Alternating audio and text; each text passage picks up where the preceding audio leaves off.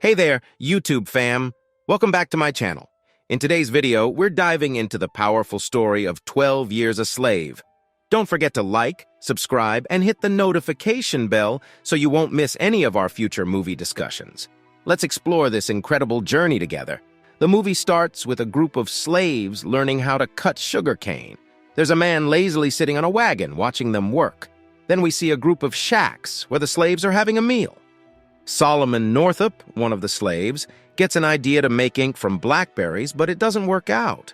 Later in the slave quarters, a woman approaches Solomon in a sexual way while he's sleeping. He remembers happier times with his wife and kids before the title card appears. We get glimpses of Solomon's life as a free man, playing the violin and being well known in Saratoga.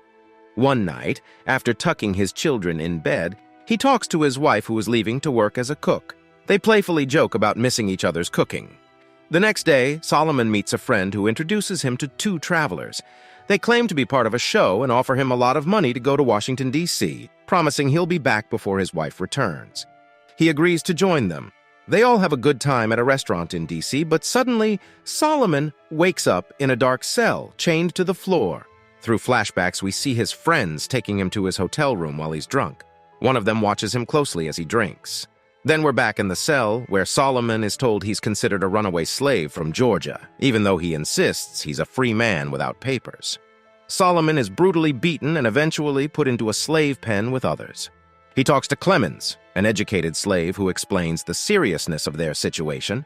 After some time in the slave pen, a mother named Eliza and her daughter are brought in to join her captured son. They try to stay brave despite knowing the tragedy that awaits them. Under the cover of darkness, they are taken out of their cell, chained and transported on a riverboat. They are forced into a cramped hold with many other enslaved people. Clemens, a fellow slave, advises Solomon to hide his ability to read and write.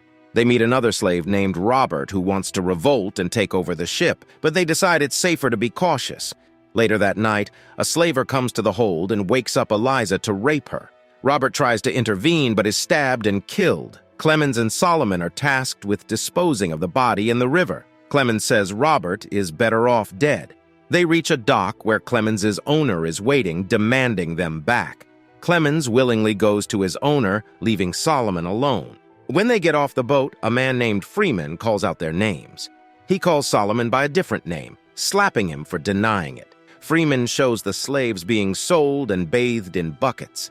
Inside, he tries to sell them to people. A plantation owner named Ford wants to buy Solomon, now called Platt, and Eliza. Eliza asks Ford to take her children too, but Freeman refuses and sells her son to someone else. Ford can only afford to buy Solomon and Eliza. Eliza is devastated and cries throughout the journey. Ford's wife thinks food and rest will make Eliza forget about her children. The next morning, the slaves meet Tabitz and Chapin. Tabitz sings a mean song as they work.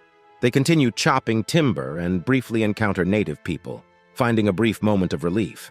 Solomon sees a stringed instrument and remembers his own violin. The next day, Solomon goes against Clemens' advice and proposes a new way to transport lumber by the river. Tabitz insults him, but Ford agrees. Solomon is rewarded with a violin to play. Back at the slave quarters, Eliza mourns the loss of her children, causing frustration for Solomon. They argue about surviving under Ford's decent treatment. Eliza believes Ford knows Solomon is not a real slave but does nothing to free him.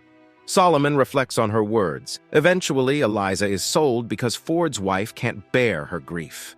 Over the next few days, Tabitz seeks revenge on Solomon, leading to a heated confrontation. Solomon fights back and defeats Tabitz. Chapin warns Tabitz that he won't be protected if he runs away and implies he will talk to Ford about it. Later, Tabitz gathers a group of men to hang Solomon. They put a noose around Solomon's neck, but Chapin returns with guns and scares them off. However, Chapin leaves Solomon hanging as punishment. Other slaves come out but ignore Solomon. A woman secretly brings him water before quickly retreating. Hours later, Ford returns and saves Solomon by cutting the rope. Ford takes him into the house for protection, but decides to sell Solomon to satisfy Tabitz's vengeance. Solomon is sold to Epps, a cruel plantation owner who justifies owning slaves with distorted Bible passages. The next day, the slaves pick cotton, and at the end of the day, their bundles are weighed. Solomon's yield is below average, and slaves who picked less than the previous day receive lashes. Meanwhile, Patsy excels at picking cotton and gains praise from Epps, who becomes obsessed with her. Epps's wife becomes jealous and scars Patsy's face during a dance. She demands Epps sell Patsy, but he refuses. Mistress Epps sends Solomon to the store with a warning not to read the list. On the way, Solomon witnesses a lynching which deeply affects him. At the store, he comes up with the idea to craft a letter using spare sheets.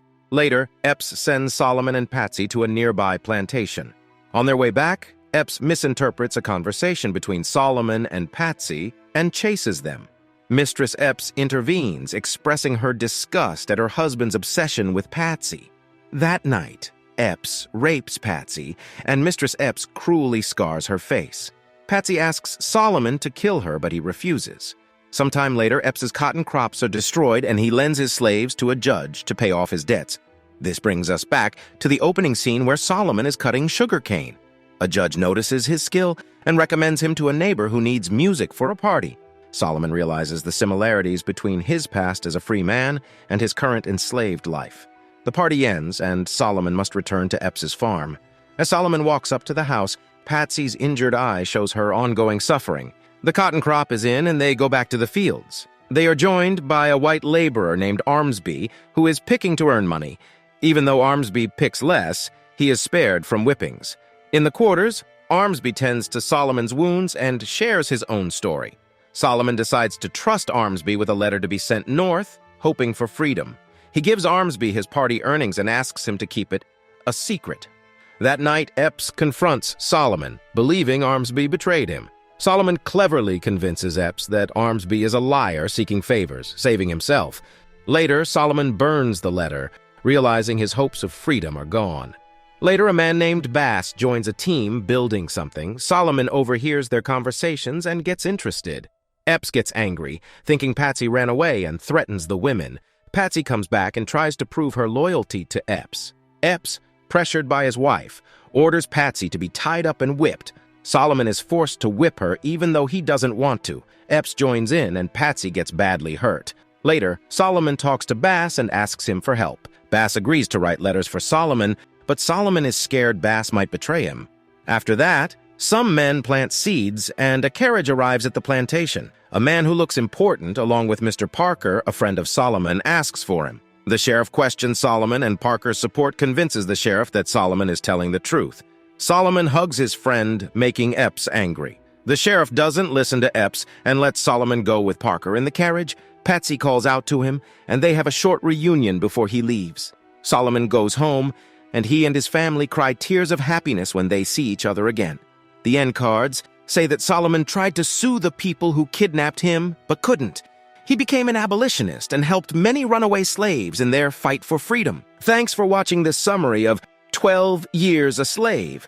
If you enjoyed this captivating movie breakdown, make sure to subscribe and hit the notification bell for more engaging content. Feel free to leave your suggestions and comments below. I'd love to hear your thoughts. Stay tuned for our next video.